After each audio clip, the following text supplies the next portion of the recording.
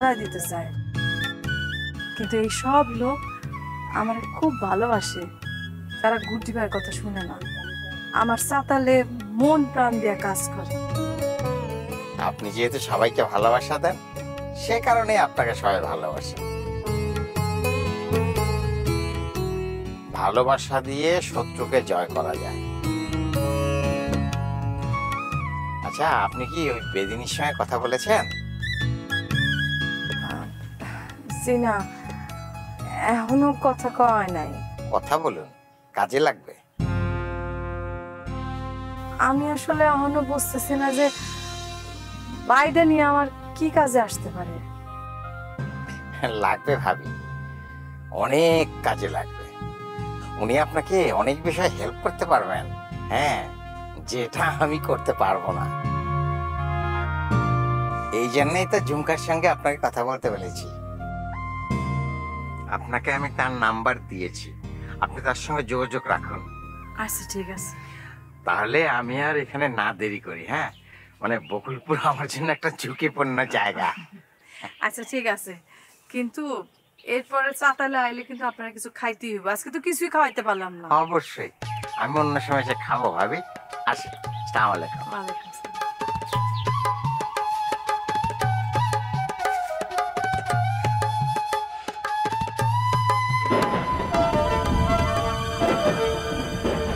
Majed sir আমারে বারবার বাইদানির সাথে যোগাযোগ করতে কয় কেন?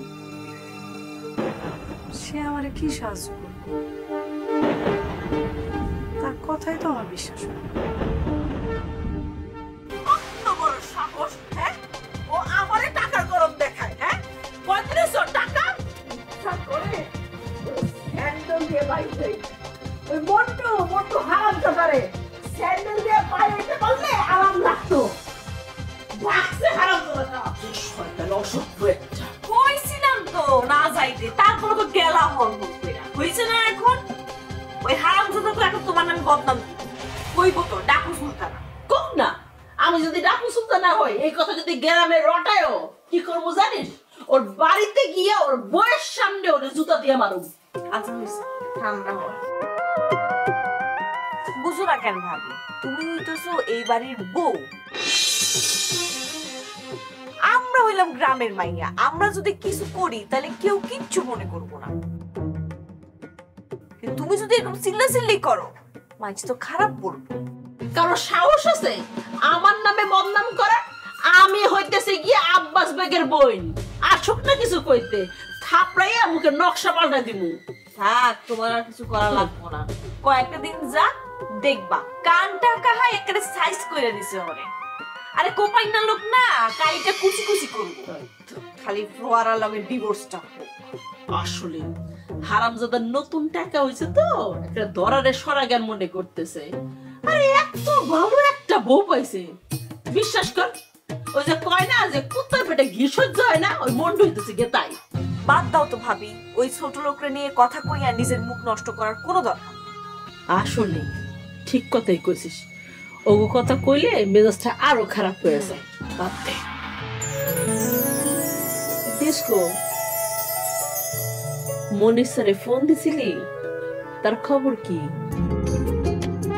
কিসের মধ্যে আবার কি কথা শুরু করে দিলাম? কিসের মধ্যে আবার কি? আরে এইটাই তো আসল কথা। আরে এখন কলেজ টাইম না, ক্লাস চলতেছে, এর মধ্যে কেমনে ফোন করি?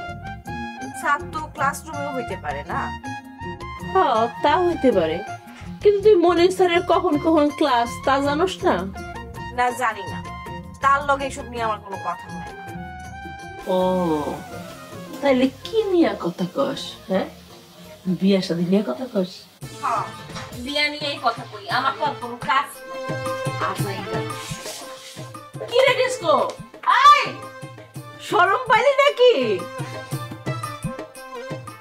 শরম পাইছে।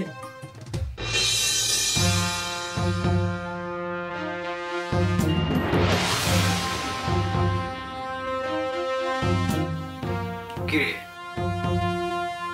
দুম্বাইরা খারাপ নিছিস কেন? তুই তো কোনো খারাপ খবর ছাড়া ভালো খবর নিয়ে আসিস না। কি খবর নিয়ে আসিস কইয়া তাড়াতাড়ি যা। ভাইজান, বৈরাম খানা কি আপনার বাড়িতে আসছিল? কোনো কামে আইছিল? না, কোনো কামে আসে নাই। ওই টেডির ঘটনা নিয়ে কথা বলতে এসে ও মনে করছিল যে আমি ওরে ধরাই দিয়েছি। আমি বলছি যে না, আমি এই সমস্ত কিছু করিনি। তারপর চলে গেছে। উল্টা পাল্টা কিছু বলে নাই তো? বলছে তো। হ্যাঁ, হ্যাঁ, ও যে সোলেমান মির্জার লোক, এই কথা আমি পুলিশকে জানাই দিচ্ছি। হ্যাঁ। এইটা জানার পর তো সে উল্টো পাল্টা কথা বলে। অবশ্য বেশি বাড়াবাড়ি করতে দেই নাই আমি। শোন, জি। তুই ওর আসল ব্যবসা সম্পর্কে আমাকে খোঁজ খবর দিবি। আচ্ছা। আমার ধারণা কি জানোস? কি? সাতাল ওর সাইনবোর্ড, আর ওর আসল ব্যবসা অন্য কিছু। ও শুধু শাহবাজপুরে যায় না, রসুলপুরেও যায়। যা তো। হ্যাঁ, রসুলপুরেই হইতেছে